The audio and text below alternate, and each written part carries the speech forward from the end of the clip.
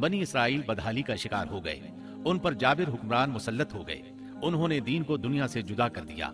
उन हुक्मरानों ने खूब जुल्म किया। बनी इसराइल में से होने के बावजूद वो बहुत बड़े फासिक बनकर सामने आए। वो लोगों को अपना गुलाम बनाकर रखते। दूसरी तरफ बनी इसराइल कई मार्कों में शिकस्त से दो चार हुए। बनु अमालिका के साथ एक मार्के में तो उन्हें निहायत बुरी तरह शिकस्त हुई, और बनु अमालिका ने बनी इसराइल से वो ताबूत छीन लिया जो कि लकड़ी का था, और वो उससे बरकत हासिल किया करते थे। अपने मार्कों और लड़ाइयों में वो उसको साथ ले जाया करते थे। जब बनी इसराइल उसको देखते तो उन पर सकीनत भी नाजिल हुआ करती थी। इस ताबूत में आले मूसा और आले हारून के बाकी मांदा आसार थे। कहा जाता है कि इसी में मूसा अलैहिस्सलाम के सहीफे और तौरात की तख्तियां थीं। मूसा अलैहिस्सलाम का असा भी था। आपके कपड़े भी महफूज थे। इसी तरह हारून अलैहिस्सलाम की कुछ निशानियां भी थी। बल्कि एक रिवायत में तो ये भी है कि इसमें आसमान से नाजिल होने वाला मन्नो सलवा का मर्तबान भी था, जो वो वादी तीह में खाते रहे थे। बहरहाल ये संदूक इस मार्के में उनके हाथों से निकल गया। इस पर बनु अमालिका ने कब्जा कर लिया। इस तरह बनी इसराइल का इफ्तिराक और इंतिशार बढ़ता चला गया, यहाँ तक कि बादशाहों पर भी इसके असरात पड़े और ये संदूक उन्हें भी न मिल सका।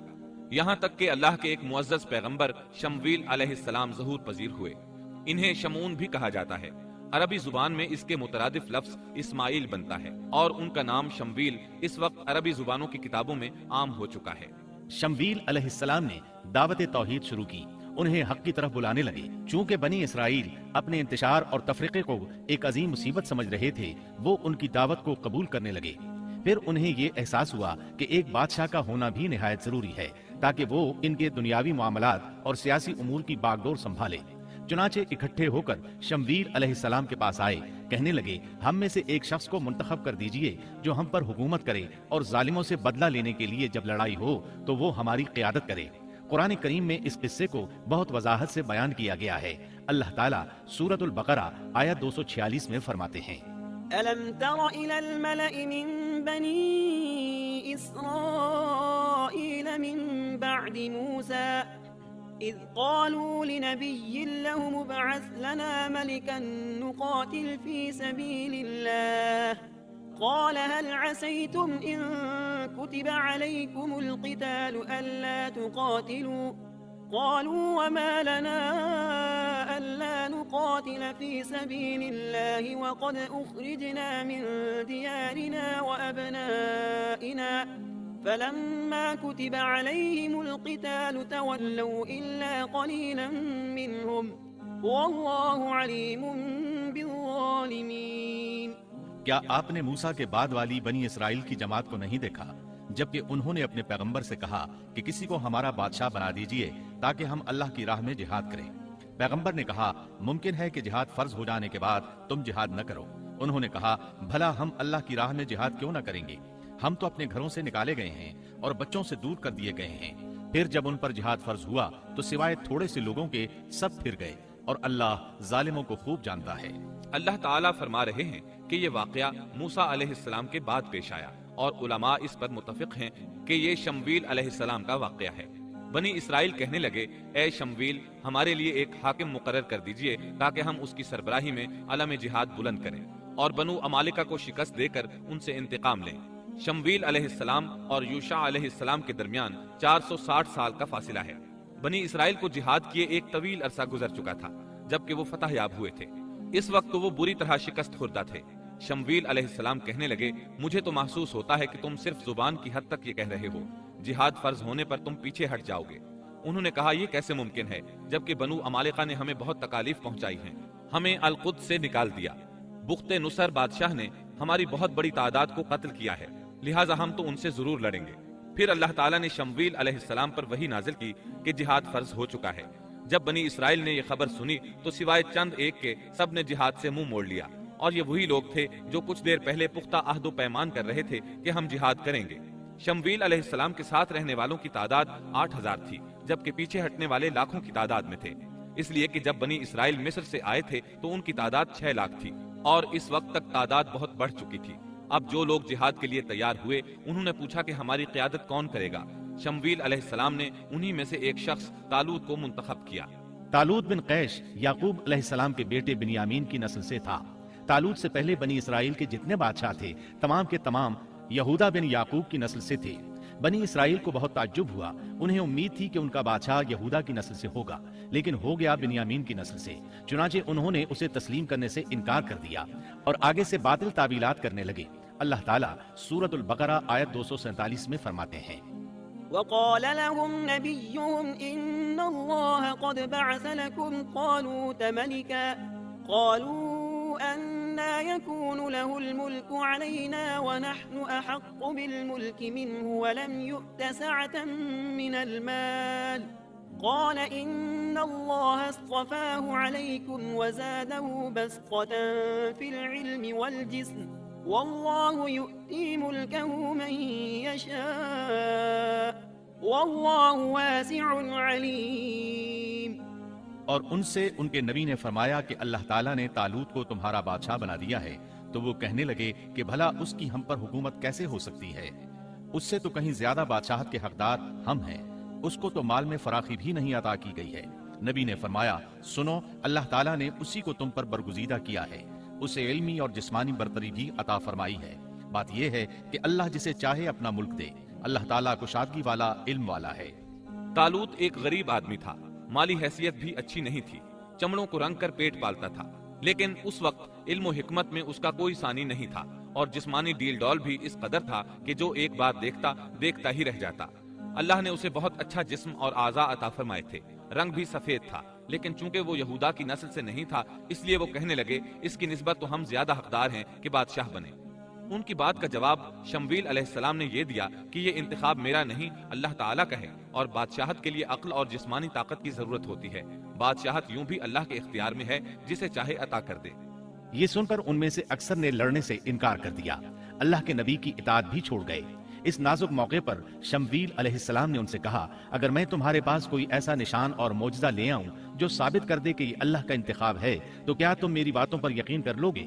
وہ کہنے لگے، جی ہاں۔ چنانچہ اللہ نے انہیں ایک معجزہ عطا فرمایا۔ اس کا ذکر سورۃ البقرہ آیت 248 میں آیا ہے۔ وقال لهم نبيهم إن آية ملكه أن يأتيكم التابوت فيه سكينة من ربكم وبقية مما ترك آل موسى وآل هارون تحمله الملائكة إن في ذلك لآية لكم إن كنتم مؤمنين۔ ان کے نبی نے ان سے پھر کہا کہ اس کی بادشاہت کی ظاہری نشانی یہ ہے کہ تمہارے پاس وہ صندوق آ جائے گا جس میں تمہارے رب کی طرف سے دل جمعی ہے، اور آل موسیٰ اور آل ہارون کا بقیہ ترکہ ہے۔ فرشتے اسے اٹھا کر لائیں گے، یقیناً یہ تو تمہارے لیے کھلی دلیل ہے اگر تم ایماندار ہو۔ اس آیت میں اللہ تعالیٰ نے شمویل علیہ السلام کی نبوت اور طالوت کی بادشاہی ثابت کرنے کے لیے نازل ہونے والے معجزے اور علامات کا ذکر کیا ہے۔ یعنی وہ تابوت جسے بنو عمالقہ نے چھین لیا تھا وہ واپس آ جائے گا اور فرشتے اسے اٹھا کر لائیں گے۔ چنانچہ لوگوں کے دیکھتے ہی دیکھتے اللہ کے فرشتوں نے اس تابوت کو لا کر طالوت کے سامنے پیش کر دیا۔ یہ معجزہ دیکھ کر وہ مطیع ہو گئے۔ اب طالوت ان لشکروں کو لے کر دشمن کی طرف بڑھے۔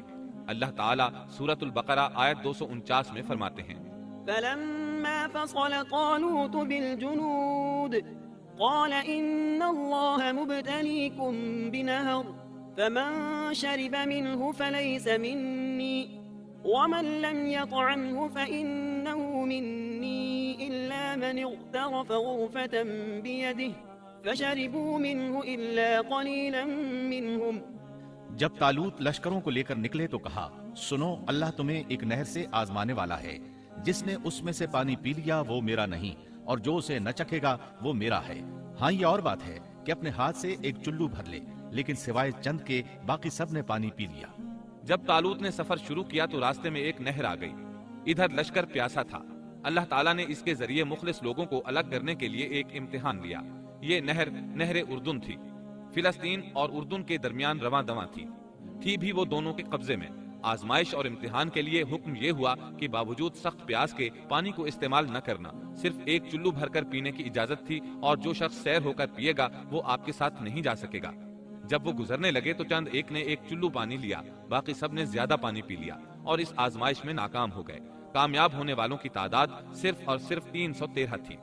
صحیح بخاری میں سیدنا برا بن عازب رضی اللہ عنہ سے روایت ہے کہ ہم اصحاب محمد صلی اللہ علیہ وسلم آپس میں یہ باتیں کیا کرتے تھے کہ غزوہ بدر میں شریک ہونے والوں کی تعداد طالوت کے ساتھیوں کے برابر تھی۔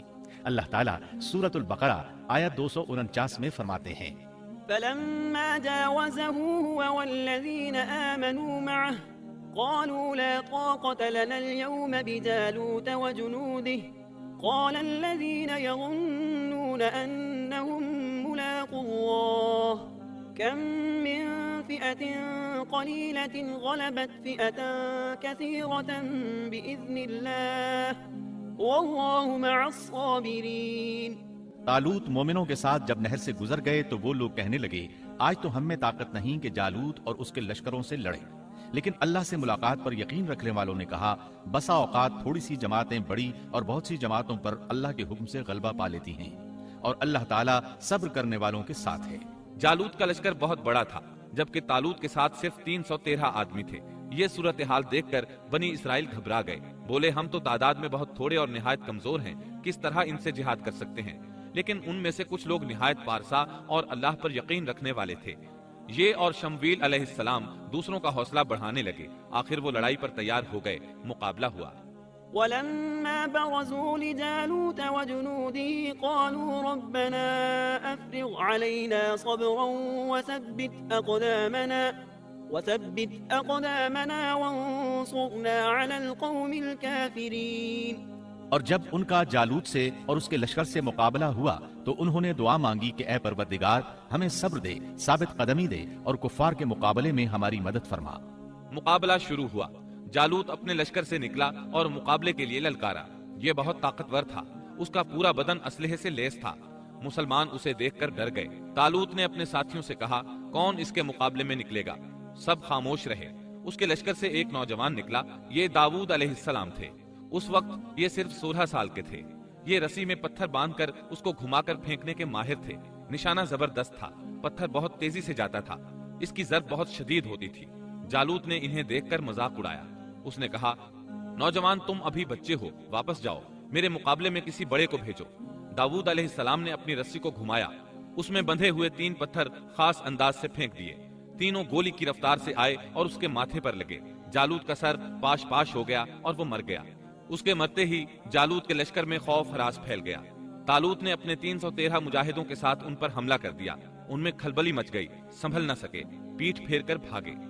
فهزموهم بإذن الله وقتل داود جالوت۔ بس اللہ تعالیٰ کے حکم سے انہوں نے جالوتیوں کو شکست دے دی اور داود کے ہاتھوں جالوت قتل ہو گیا۔ یوں اللہ تعالیٰ نے بنی اسرائیل کو دوبارہ غلبہ عطا فرمایا۔ فتح کے بعد طالوت نے داود علیہ السلام کو اپنا داماد بنا لیا۔ اس طرح داود علیہ السلام طالوت کے بعد بادشاہ بنے۔ اللہ تعالیٰ سورۃ البقرہ آیت 251 میں فرماتے ہیں وآتاه الله الملك والحكمة وعلمه مما يشاء۔ اور اللہ تعالیٰ نے اسے بادشاہت اور حکمت عطا فرمائی اور جتنا کچھ چاہا علم بھی عطا فرمایا۔ اس طرح اللہ تعالیٰ نے داود علیہ السلام کو بنی اسرائیل کا بادشاہ